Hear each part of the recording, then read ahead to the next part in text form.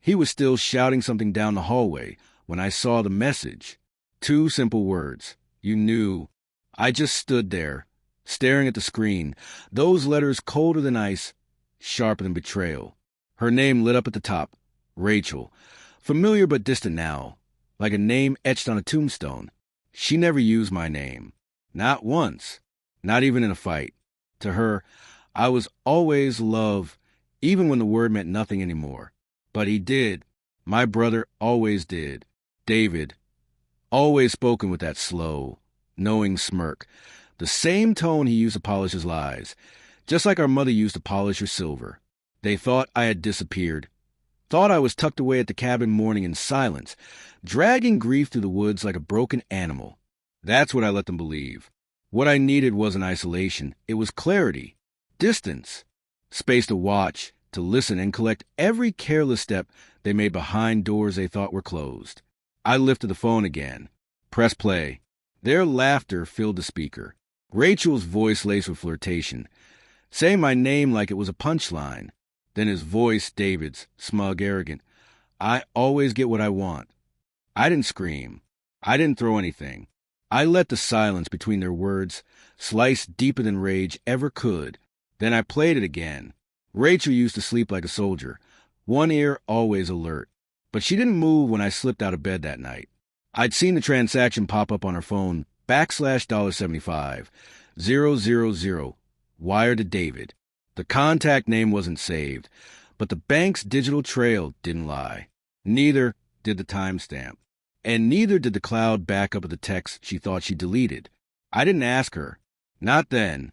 I didn't cry or yell. I observed. I watched her at the funeral. The way her fingers brushed his arm lingered a moment too long.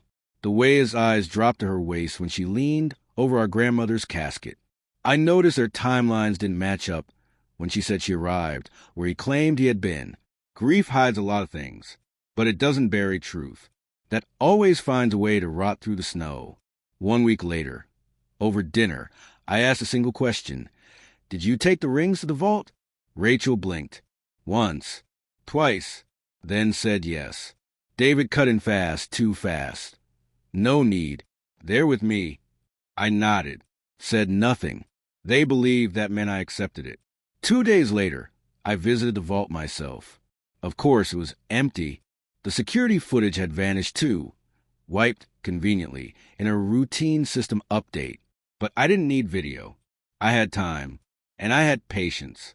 I called my grandmother's lawyer, requested a digital copy of the final will, not just a document, but the metadata, login IPs, timestamps, file origins. She had made amendments 2 weeks before her death. Clear, precise. She'd left the rings to me. The lake house. The offshore account that even David didn't know existed. Rachel, with her banking background, could have easily rerouted funds. But they didn't cover every angle. What they didn't know was that I had cloned Rachel's phone 3 months earlier. Every deleted message, every shared photo, every voice note still arrived in my inbox. And David, always a talker, had confided every detail to someone named C in late-night recordings. Greed makes people sloppy. 3 weeks I spent piecing it all together. No shouting matches. No warnings. Just compiling evidence like a slow-moving avalanche. Truth doesn't need to roar. It only needs to be undeniable. When I finally handed David the leather-bound folder, his smirk cracked before he even reached the 4th page. Routing numbers. Screenshots. Sign transfers. Voice transcriptions. And the photo, Rachel in his bed, wearing nothing but one of the rings. He flipped through the pages faster at first, then slower. His face turned pale.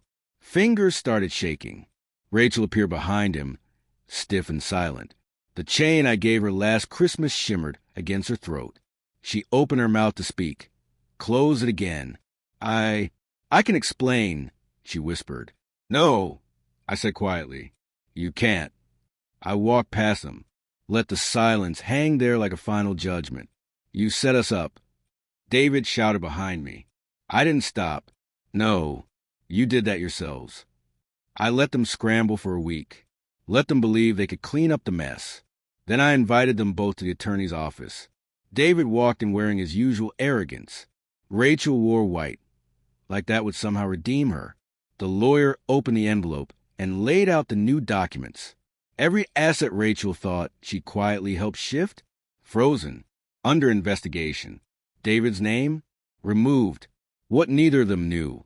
Our grandmother had left a sealed contingency clause, one that activated only if fraud was suspected. I made sure the conditions were met. Perfectly. Precisely.